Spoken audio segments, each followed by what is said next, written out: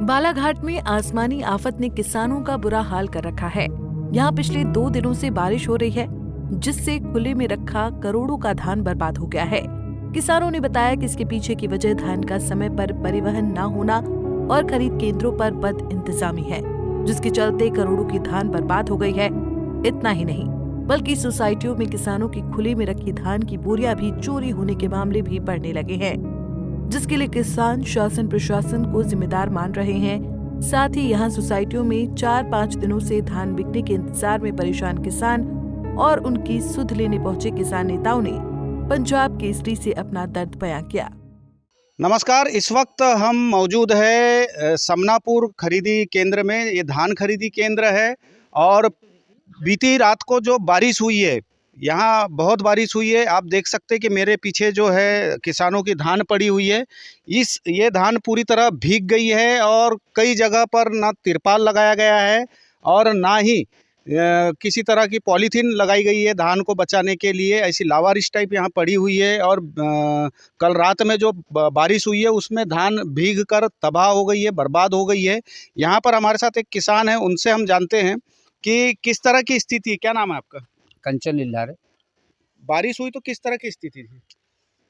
अब स्थिति तो ऐसी सर कि इन लोगों को डंप लगाना था, डंप नहीं लग पाया। किसानों की धान, कुछ धान तो पलटने के बाद जैसी की तैसी पड़ी हुई है और जिसमें बारिश हो गई उससे किसान बहुत दुख महसूस कर रहा है। आपकी कितनी धान है? मेरी धान तो पहले से बिक चुकी थी, मगर मेरे भाइयों की अभी धान पड़ी हुई है। तो बारिश में जब भीगी धान तो कैसा लगा आप लोगों को? धान किसान सर हो, बड़े मुश्किल से आप उगाते बहुत हो। मुश्किल से तो धान मंडी में लाते हैं, यहाँ लाते तक भी बहुत सारे खर्चा हो जाता है हमारा। इसके बावजूद धान अगर भीग गई तो हमारे तो आत्मा जल जाती है। तो यहाँ कुछ व्यवस्था क्या देख रहे हो? व्यवस्था तो यही है कि सब पॉलीथीन, और हमने तो अपनी पॉलीथीन लगाए थे, मगर बाकी जो सरकारी धान है जिसको खरीद ली गई है उसमें भी ढंग से पॉलीथीन नहीं है। अच्छा, आपका क्या नाम है? जी, मेरा नाम नितेश नागरे है। आप भी किसान हो? जी, किसान हूँ मैं। और समनापुर बाजार चौक में मेरी इलेक्ट्रॉनिक दुकान है और बहुत दिनों से मैं देख रहा हूँ, आज से 15 दिन से सोसाइटी वालों की लापरवाही, वो लोग जो धान खरीदी जो कर रहे हैं सर, उस वजह से किसानों की काफ़ी नुकसान हुआ है और कुछ लोगों की धान पलटी होने के बाद भी काटा नहीं हो पाया है। जिस वजह से परिवहन हो रहा है क्या यहाँ पे? नहीं हो पा रहा है। जो डंप जो माल लगा है उसको भी नहीं उठा पा रहे हैं वो, जिस अभी वजह तक कोई से बहुत परिवहन नहीं हुआ है क्या? कुछ नहीं हुआ है। तो यहाँ पर जैसे कि किसान लोग बता रहे हैं कि उठाव नहीं हो रहा है धान का। बहुत धान यहाँ पड़ी हुई है, कहीं रोड पे पड़ी है, चौक पे पड़ी है। बहुत बड़ा खरीदी केंद्र है ये। और आप मेरे पीछे साफ तौर पर देख सकते हैं कि किस तरह से यहाँ लापरवाही देख सकते हैं। बकरियाँ धान खा रही है और धान को बर्बाद भी कर रही है। तो इस तरह की लापरवाही यहाँ धान खरीदी केंद्रों में देखने को मिल रही है। एक कहावत है कि पकते हुए चावल में से के गंज में से जो है 2 दाने उठाकर ये देखा जाता है कि चावल पका है या नहीं पका है, किस स्थिति में है। वैसे ही हम कुछ सोसाइटियों में यहाँ पर आए हैं और देखने कि किस तरह की व्यवस्था यहाँ पर सोसाइटियों के द्वारा की गई है, शासन प्रशासन के द्वारा की गई है। हमारे साथ यहाँ पर मौजूद है एक और किसान चमक भाई, उनसे भी हम जानते हैं कि किस तरह की व्यवस्था देख रहे हो। आप तो यहीं के रहने वाले हो। व्यवस्था पूरी तरीके से बेकार है। अभी यहाँ पर जो है धान ले ली गई, 11 तारीख से धान खरीदी प्रारंभ हुई है और आज 30 तारीख हुई है, पर अभी तक न यहाँ परिवहन की व्यवस्था है और थोड़ा बहुत परिवहन हो गया तो उनके किसानों के खाते में अभी पैसा नहीं गया है। किसानों की धान हजारों कुंटल ले ली गई है, परंतु उनके ना अकाउंट में पैसा गया है। किसान अपनी धान बेचने के बाद भी अपने आप को बेवकूफ़ समझ रहा है, क्योंकि उसके बावजूद भी उसके पास में पैसे नहीं आए अभी तक, और न यहाँ परिवहन की व्यवस्था। इसी वजह से जो है किसानों के खाते में पैसे नहीं आ रहे हैं। जल्दी से कल जल्दी रात में बारिश हुई, बारिश में ये जो धान किस तरह से भीगी दिख रही है आपको? बहुत बर्बाद हो गई है। ये बहुत तो बर्बाद हो गई है। पानी आने से क्या है, इससे बहुत नुकसान हुआ है। सब धान गीला हो गया, बोरे गीले हो गए। अच्छा, तो यहाँ पर जो किसानों को सुविधा मिलनी चाहिए, अलाव की, पेयजल की, वो कुछ दिख रहा है यहाँ पे? यहाँ पे तो कोई सुविधा नहीं दिख रही हैं? नहीं। आप यहाँ मगरदर्रा है, कुमारी है, ऐसी कई सोसाइटियाँ हैं। उन सोसाइटियों में भी क्या इस तरह की चीज स्थिति है? बिल्कुल सब जगह। जो अभी एक मंत्री का एक बयान आया है कि प्रोत्साहन राशि किसानों को देंगे, क्या लग रहा है वो प्रोत्साहन राशि, क्या मान रहे हो आप? मेरा ये मानना है भैया, किसानों को केवल बेवकूफ़ बनाने का काम किया जा रहा है। अभी तक शासन के ऐसे कोई निर्देश नहीं है। शासन ने अपनी घोषणा में 3100 रुपये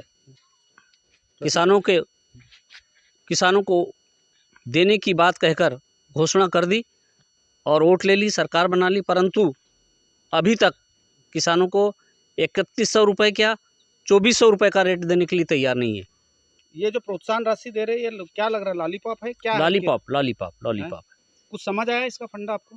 बिल्कुल केवल वोट लेने की राजनीति है। किसानों को की जो दुर्दशा हो रही है, उसके अनाज का जो दाम है और उसका लागत का मूल्य नहीं निकल पा रहा है, किसान बर्बाद हो रहा है। किसान इस फटे हाल है, आत्महत्या करने की कगार पर किसान है।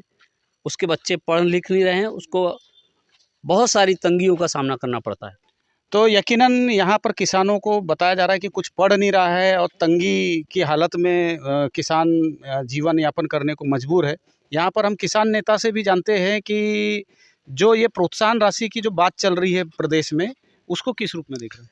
एक वीडियो मैंने देखा है, अभी शासन ने कोई ऐसा लिखित तो हमको भेजा नहीं और बताया नहीं, लेकिन एक वीडियो में देख रहा हूँ मैं कि हमारे कैलाश विजयवर्गीय जो हैं मंत्री हैं, कैबिनेट मंत्री हैं, उनका वीडियो मैंने देखा। उस वीडियो में ये बोल रहे हैं कि 2000 रुपया प्रति हेक्टेयर किसानों को प्रोत्साहन राशि के रूप में हमने स्वरूप चेंज किया है, उसको देने का मन बनाया है। मैं पूछना चाहता हूं कैलाश विजयवर्गीय जी से कि सरकार भारतीय जनता पार्टी की मध्य प्रदेश में भी है, सरकार भारतीय जनता पार्टी की छत्तीसगढ़ में भी है, सरकार भारतीय जनता पार्टी की महाराष्ट्र में भी है। आप पहले वादा करते हैं 3100 से खरीदी करने का, फिर उसके बाद में वादा निभाने तो दूर, उससे फिर मुकर जाते हैं, फिर बोनस की बात करते हैं, फिर बोनस से भी मुकर जाते हैं, फिर प्रोत्साहन राशि पे आते हैं। तो क्या मध्य प्रदेश के किसानों को इस प्रकार का मजाक करना उनके साथ में क्या अच्छा है?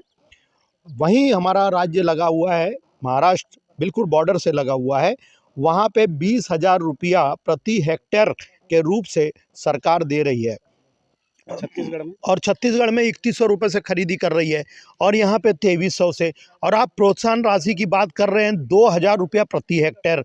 तो कहाँ 2000 रुपया और कहाँ महाराष्ट्र में 20,000 रुपया प्रति हेक्टेयर? अरे अगर निर्णय ही लेना था तो महाराष्ट्र जैसा निर्णय ले लेते। क्या कितना बड़ा ये वादा खिलाफी मान रहे हो? वादा खिलाफी तो हुई ही है।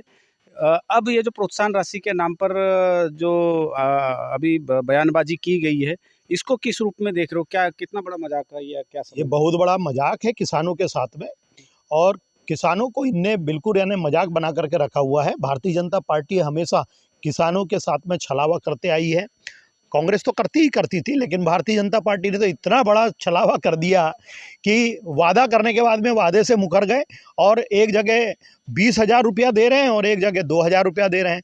अब ये तो निर्णय किसानों को लेना है, और मेरे ख्याल से किसानों ने तो ये जो पैसा है, आक्रोश अभी भी है किसानों में, आक्रोश बहुत है। अभी तो हम और केंद्रीय मंत्री से मिलने के लिए जाएंगे, जनवरी माह में हमने बनाया है कार्यक्रम, केंद्रीय कृषि मंत्री शिवराज सिंह चौहान जी से मिलने जाएंगे और 2 टूक में हम ये बात रखेंगे कि आप ये जो निर्णय लिए हैं अपना निर्णय वापस लें और जो आपने कहा था वो पूरा करें, और नहीं तो ये जो पैसा है प्रोत्साहन राशि का 2000 रुपया, ये हम मुख्यमंत्री राहत कोष में जमा करा देंगे। तो कहीं ना कहीं यहाँ अव्यवस्था का आलम देखने को मिल रहा है। बारिश की संभावना अभी भी बनी हुई है। बीती रात को बारिश हुई थी, पूरी धान यहाँ आप देख सकते हैं पूरी भीगी हुई है, और इस कदर भीगी हुई है कि जो मेहनत खून पसीना लगाकर धान उगाता है किसान, उसकी अब आत्मा फट गई है इस दुर्दशा को देखकर। और यहाँ पर बताया जा रहा है कि कलेक्टर साहब भी 2-3 दिन पहले दौरे के दौरान यहाँ आए थे सोसाइटी में, उसके बावजूद भी यहाँ किसी तरह की व्यवस्था सुधरती हुई दिखाई नहीं दे रही है। न सिर्फ इस सोसाइटी की बात है बल्कि बालाघाट ज़िले में अमूमन सभी सोसाइटियों में इस तरह की बदहाल व्यवस्था है। परिवहन नहीं हो रहा है, उठाव नहीं हो रहा है धान का, और किसान यहाँ पर एक हफ्ते से परेशान हैं। 8 दिन 10 दिन से यहाँ पड़े हुए हैं इस इंतज़ार में कि उनकी धान की नपाई होगी, तुलाई होगी। यहाँ हमने किसान नेता से भी बात की। किसान नेता का साफ कहना है कि जो प्रोत्साहन राशि के नाम पर किसानों से और उस फार्मूले के तहत एक बार फिर से किसानों के साथ भद्दा मजाक किया जा रहा है। बहरहाल सोसाइटियों में हालत ख़राब है और बारदाने की स्थिति भी ख़राब है और बारिश की संभावना बनी हुई है। तो वहीं किसानों के लिए कोई सुखद भरी खबर प्रदेश सरकार से नहीं आ रही है। ऐसे में किसानों की हालत और भी बद से बदतर होने की संभावना बनी हुई है। बालाघाट से पंजाब केसरी टीवी के लिए कैमरा पर्सन महेंद्र उइके के साथ हरीश लिल्हारे। गौरतलब है कि 2 दिन पहले ही कलेक्टर अधिकारियों के साथ समनापुर सहित कई सोसाइटियों का निरीक्षण करके गए थे। बावजूद इसके परिवहन और धान की सुरक्षा सहित अन्य व्यवस्था बदहाल ही दिखाई दे रही है। वहीं इस मामले में कटंगी और लांजी क्षेत्र के विधायक ने बारिश के मौसम के बीच धान खरीदी की व्यवस्था के संबंध में अपनी अलग ही सफाई दी है। समितियों को प्रिएम्प्टिव तैयारी करनी चाहिए। अगर बादल आ गया है तो त्रिपाल वगैरह की व्यवस्था करानी चाहिए। और मैं तो लगातार हम लोग माननीय मुख्यमंत्री जी से भी चर्चा में हमने यही बोला कि जो धान खरीदी गई है इसको जल्द से जल्द परिवहन की सुविधा प्रदान की जाए। तो हमारा जिला प्रशासन भी उस ओर प्रयासरत है और हम सब मिलकर इसी प्रयास में हैं कि जल्दी से किसानों की धान का परिवहन हो जाए। और अगर ऐसी कोई स्थिति बनती है तो समितियों से यही अनुरोध रहेगा, जिला प्रशासन से अनुरोध रहेगा कि वो त्रिपाल और अन्य व्यवस्थाएँ अरेंज करके इस धान को बचाने का पूरा प्रयास भैया, जबकि परिवहन नहीं हो रहा है तो जिला प्रशासन ने 3 दिन के लिए धान खरीदी को रोक दी गई है।